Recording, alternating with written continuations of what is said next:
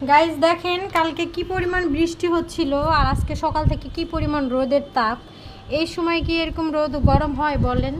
গ্রামের দিকে কত সুন্দর শীত চলে আসছে, শীতের আবহাওয়াটার শীতটা আমার এত ভালো লাগে। আর এখন দেখছেন ঠাটা পড়া গরম পড়ছে সকাল থেকে।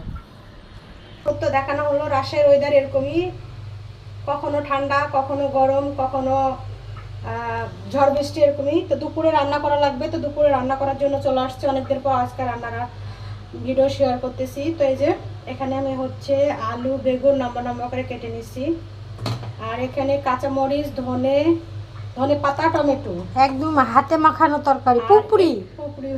গ্রামের ভাষায় পুপুরি। আর এটা হচ্ছে কি মাছ গাইস আমি জানি না, নামটাও জানি না, কালকে কিনে নিয়ে এসছে মাছটা। যত সম্ভব আমার একটু জানা মতে যে মামা মাসালা মামারা বলে বাছা মাছ লেন খালা বলে।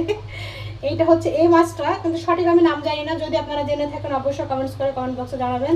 চলেন আর রান্নাটা শুরু করি। প্রথমে আমি কড়াইতে হচ্ছে বেগুন আলু দিয়ে দিলাম, নিয়েছি। এখন এক একে মশলা দিয়ে নেবো, যে হলুদ গুঁড়া,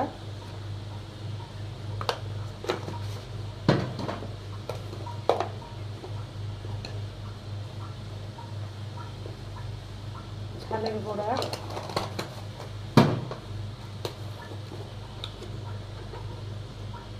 জিরে গুঁড়া,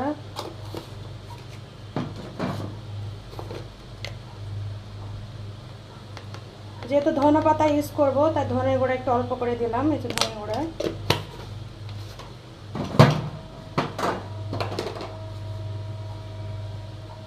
লাস্টে দিয়ে দিলাম লবণ। লবণটা আমি একবারে পরিমাণ মতো দিয়ে দিই, কারণ হাতের একটা মাপ আছে, আমার সমস্যা হয় না।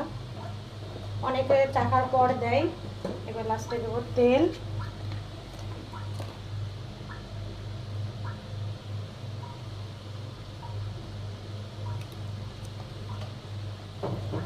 এখন আমি ভালো করে মেখে নিব, কারণ মাখানোর উপর ডিপেন্ড করে তরকারির স্বাদ। যেহেতু মাখানো তরকারি অনেক সুন্দর করে মেখে নিতে হবে। পুপুরির তরকারি, পুপুরি।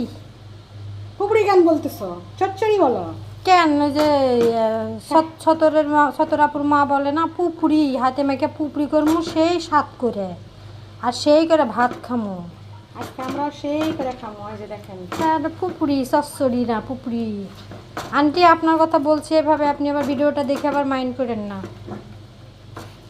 মাইন্ড করার কি আছে, যার গ্রামের যেটা ভাষা, যার যেটা প্রথা। আমাদের গ্রামেও বলে পুপুরির তরকারি, সমস্যা নেই। তো আমরা একটু বলি চচ্চড়ি, তো অনেকে হচ্ছে পুকুরি বলে গ্রামের লোকেরা। তো পুকুরি ভাষাটা কি রান্না করেছিস রে আজকে? আলু বেগুন দিয়ে পুপুরি, তো তাই আমিও বললাম। তো এটা দেখেন আমার হাতে মাখানো হয়ে গেছে অনেক সুন্দর করে।